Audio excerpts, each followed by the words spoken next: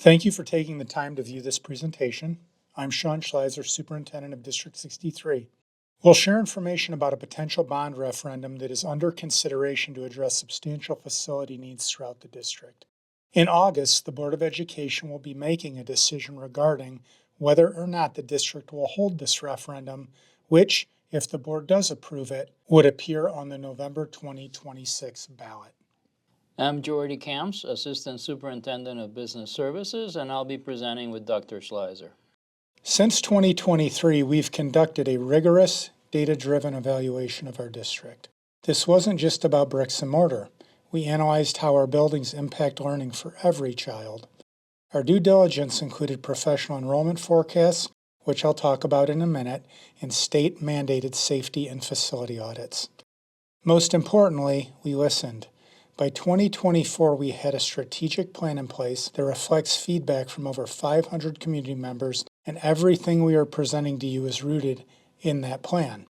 Maintaining the district's strong financial condition, providing every child with a quality learning environment and experiences, and updating facilities to extend their useful life and improve efficiency. This is a direct response to our community, which identified academic supports and better facilities as top priorities for our future. We combined all this information with a careful review of the financial and tax impacts, and the District 63 safer, healthier, and stronger proposal you will hear about today is a direct result of the facts, the data, and community input. But before we get into the plan details, we wanted to share this information from an enrollment forecast prepared during the 2023-2024 school year by a professional demographer. If you look at the far right column, you'll see the trend. Every school except Mark Twain is projected to grow, with Gemini, Melzer, and Washington seeing the most significant increases. Overall, our demographer predicted 5.5% growth by 2033. At this time, we are simply out of room, with 4 of our 5 elementary schools already crowded and lacking space. Without more space, we lose the areas needed for special education, student support, and small group learning, and potentially have to consider temporary and costly solutions like mobile classrooms, which we added at Washington School a few years ago to respond to enrollment trends.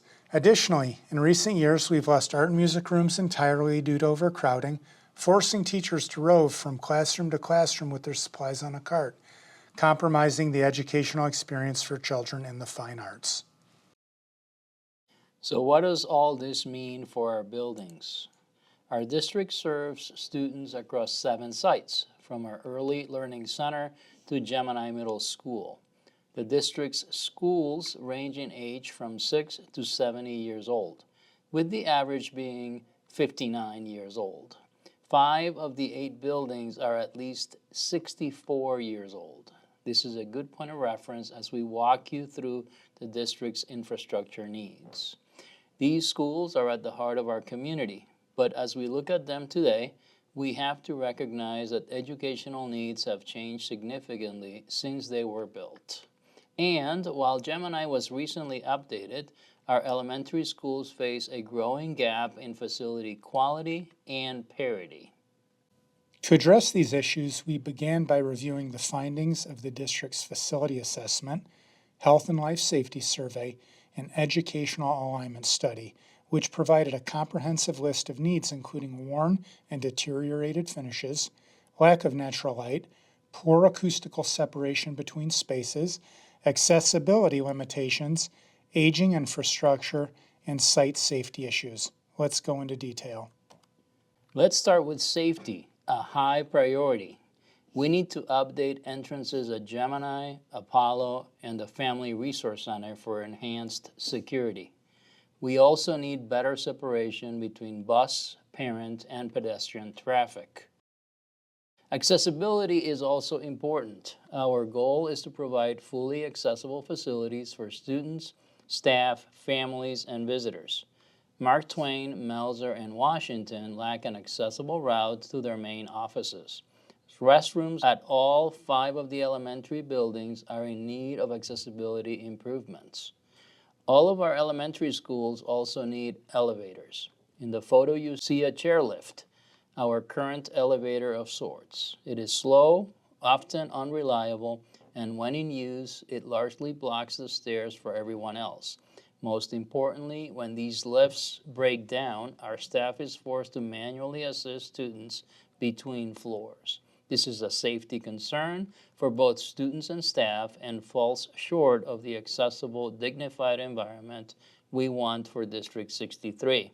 Beyond safety and accessibility, we also need to address serious issues with the infrastructure you don't often notice. Our pipes, plumbing, electrical, and heating and cooling systems. Many of our schools are still running on their original galvanized piping, which has simply reached the end of its life. You can see the signs of corrosion and failure in these ceiling images. We have worked hard to maintain these systems, but at this point we are making do. These infrastructure elements are well past their lifespan. Specifically focusing on pipes, the challenge is that while some pipes are visible, most of the supply, drain, and sewer infrastructure is buried behind walls and above ceilings.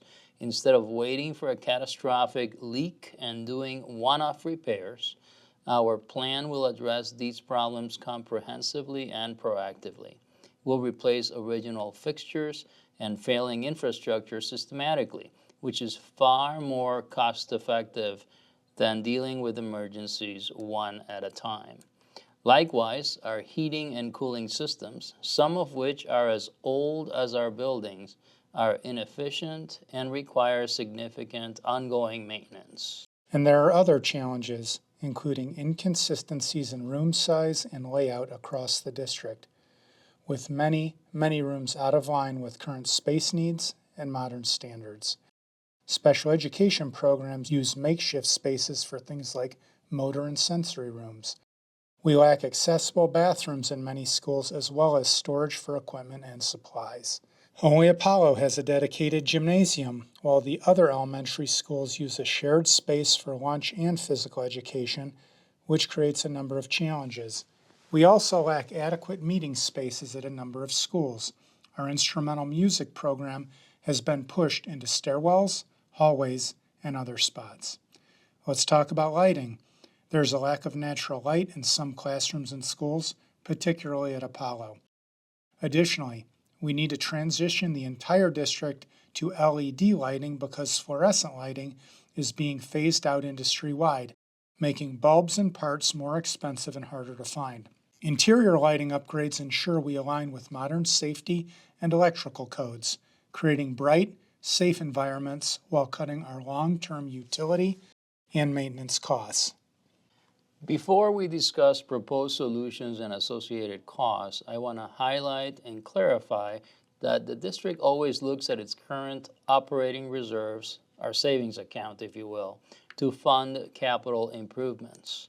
Some examples. In April of 2021, we used $1 million for some enhancements to Gemini Middle School's expansion that were not in the original plans. We also used those funds to fund the difference between the final bids on that expansion versus the original estimates. In February of 2024, we used $960,000 to replace Gemini's exterior fire-rated doors and complete all of the flooring on the first floor, which included the cafeteria floor. In the summer of 2023, 2024, and 2025, we used a combined $986,000 for the restoration of parking lots, tuck pointing, sidewalk repairs, and roof maintenance. The takeaway, on an ongoing basis, we live within our means, save funds to the extent possible, and look to use those funds where reasonable to update our buildings. We have performed many other improvements over the years to extend the life of our schools. It's important to note that we don't replace things just to have new things. Our strategy has been one of fix and maintain, and only moving to replacement when it is the most fiscally responsible long-term decision. We can group the improvements we have done in 4 categories: security and safety. We have replaced selected doors to ensure they lock properly, secured all of our vestibules, and installed security cameras inside and outside our schools. Mechanical infrastructure. We updated the heating and air conditioning, or HVAC, systems in the gyms, replaced individual rooftop HVAC units, and replaced selected bathroom fixtures. Utility infrastructure. We've replaced emergency generators as well as the plumbing main at Melzer. Site remediation. We restored fields at Nelson and Gemini and improved the drainage of the Apollo playground. We also did work to remediate the foundation at Mark Twain. Again, our strategy has been to fix and maintain before replacing. Even when we replace, we do so on a targeted basis when needed, and thus stretching taxpayer dollars as much as possible. Even with the challenges we shared, there's much to be proud of when it comes to District 63. Here are just a few highlights. Academic programs that challenge and support students across all learning levels. We offer a wide range of extracurricular opportunities, including clubs, sports, and music ensembles. Just a few years ago, the Board of Education made a commitment to our families and community by removing all fees for athletics and instrumental music. The goal was simple: eliminate the financial barrier. The result? Participation skyrocketed. In instrumental music alone, enrollment nearly doubled in just 2 years. That 97% increase is proof that when we open doors, our kids don't just walk through. They seize the opportunity to learn, grow, and be part of something bigger than themselves. Our Family Resource Center offers essential support and enrichment for families and critical before and after school care. Our comprehensive summer programs promote students' academic, social, and emotional growth. And for 3 consecutive years through last spring, our family satisfaction scores have remained consistently high, with 95% of respondents rating the overall quality of education in the district as excellent or good on a normed survey. With all the great things happening, we have an opportunity to both protect home values and create safer, healthier, and stronger schools. Now the proposed solutions. The proposed solutions we will share would transform our schools, replacing end-of-life systems and aged materials. To improve classroom functionality, we seek to enlarge our smallest rooms to meet industry best practices and add right-sized spaces to meet our programmatic and student needs. You will see the specific details for these improvements in the upcoming floor plans. As we considered options and solutions to address our facilities and enrollment challenges, we took a hard look at all our buildings, including the Family Resource Center. While we considered reopening it as a school to relieve overcrowding, doing so would have required a shift in school boundaries, forcing many children to change schools. Ultimately, we found that the high cost of renovation didn't offer the same value as investing and improving in our existing schools.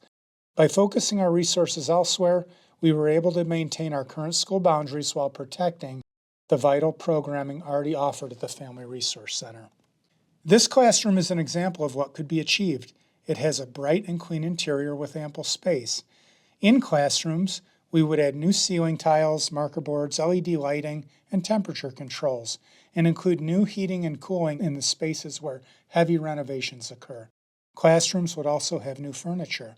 Also, while most of the asbestos in buildings has been abated and contained, when we replace flooring and plumbing, any remaining asbestos under tiles or round pipes will be abated completely. This is an example of a before and after kindergarten room.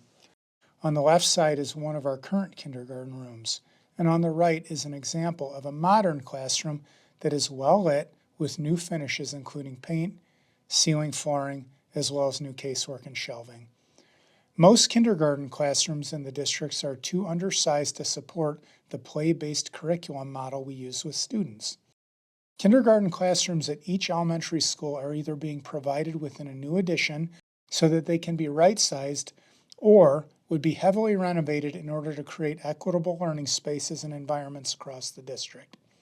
With this plan, our elementary schools will look very similar across classrooms no matter the school. Renovations will also extend to the art and music rooms, with these two photos serving as examples for what can be achieved. Cafeterias will be updated as well. Our plan also allows us to move beyond practicing in hallways and stairwells. By establishing dedicated, self-contained spaces for our instrumental music program, we can transition from the cramped reality shown on the left to the high-quality learning environment on the right that our students deserve. Our proposal calls for dedicated gymnasiums separate from the cafeterias, eliminating scheduling conflicts with the lunch program and providing a large space for instruction, physical education, and indoor recess during inclement weather.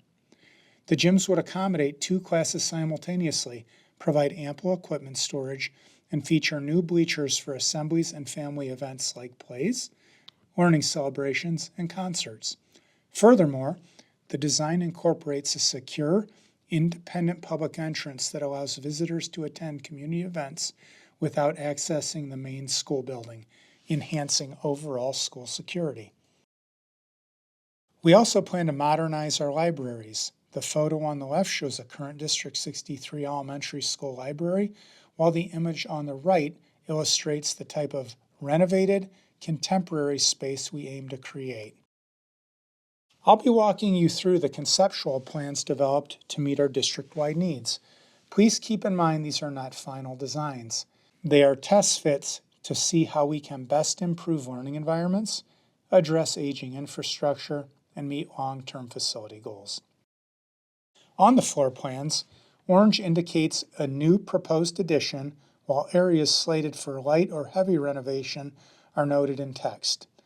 In the case of Apollo, the plan calls for a heavy renovation of 14,900 square feet and a light renovation of 13,700 square feet of the existing building. At Apollo, our main challenges are a lack of natural light and inconsistent classroom sizes, designed for the building's original use as a junior high.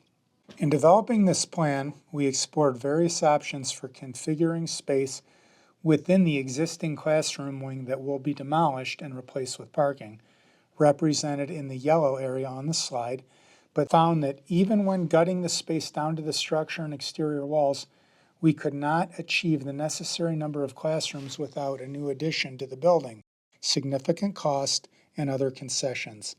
Coupled with the construction timeline that would be required in that scenario that would displace students out of Apollo, which we did not want to do, we developed this proposal that provides a new 2-story classroom addition on the south side of the existing building. This approach allows students to remain in their current classrooms throughout construction, with the old wing being demolished only once the new space is ready. Here's a bird's eye view of the proposed Apollo design. Here you see in red brick the new addition and in gray the existing buildings that will remain. Parking would be relocated to the north side of the building. At Melzer, we're proposing a 2-story classroom addition at the end of the north wing. Currently, there is a staircase in this location, and an elevator would be added along with some new kindergarten rooms, bathrooms, and storage. Again, a bird's eye view. We would also add a new gym off the annex next to a heavily renovated library. Moving on to Mark Twain, to improve accessibility at the entrance, we propose a small addition to bypass the stairs between the main office and the lower level classroom wing. This expansion will house a new elevator, a conference room, and dedicated meeting spaces. Additionally, a larger wing off the current multipurpose room will provide a standalone gymnasium, storage, bathrooms, and new classrooms. In this bird's eye view of Twain, you can see the larger 1-story addition clearly, with the smaller addition near the main entrance. At Nelson, we propose a small addition near the main entrance to provide a new elevator and an improved accessible route from the entry to the lower level classroom wing. The multi-purpose room, or cafeteria, addition is shown on the east side of the building and includes a bathroom, support offices, a classroom, and storage. The proposed addition completes the building's circulation loop, connecting the 2 wings and ensuring a fully accessible path throughout the school. Washington requires significant investment in infrastructure to eliminate mobile classrooms and ensure accessibility for all students, staff, and community members. including those in our specialized special education programs. We're proposing a 2-story addition to accommodate a dedicated gymnasium, elevator, accessible front entrance, and classrooms to address programmatic and capacity needs. You can see some of these proposed changes in this view. The location of the addition would require updates to the bus loop, but this is a site that needs more parking and an improved drop-off and pickup zone, which the updates could accommodate. So how do we pay for all of these proposed changes? At the beginning of this presentation, I mentioned that in August, the board will be making a decision regarding whether or not the district will hold a bond referendum, which, if the board does approve it, would appear on the November 2026 ballot. So let's talk a little bit about the district's history of referenda and its tax rate. This chart shows the tax rates of 10 other districts in the area and is sorted from the highest tax rate to the lowest. As you can see, District 63 is the second lowest per the reported 2024 tax rates. We are equally low as you look back in most years. It has been more than 20 years since the district held a referendum, and that was for operating funds and not for capital improvements. The referendum passed and allowed the district to increase its tax rate from 1.81% to 2.21%. Even with this increase, District 63 continues to be very judicious in its fiscal matters and ensures we're spending wisely and within our means. This has resulted in our district having one of the lowest tax rates in the area. I said that the most recent referendum was for operating funds, but we did go through our archives to find out the last time we did a bond referendum. While we cannot pinpoint the exact year, records indicate that it was probably in the 1960s or around 60 years ago. Should public feedback support it and should the board approve it, how would that referendum look, and how would it impact local property tax bills? The amount of the referendum would be $163 million.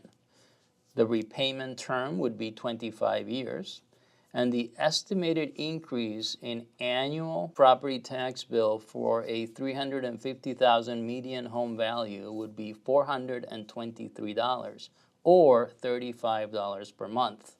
This impact would not be felt by taxpayers until calendar year 2028. This plan is about more than just buildings. It's about the people inside them in our community. It's also about protecting home values and building a safer, healthier, and stronger District 63 community. We will continue to share information through mailers, tours, and our website. Please visit our website for updates and information and share your questions, thoughts, and concerns at proposal@emsd63.org. We want to hear from you about this proposal. Thank you.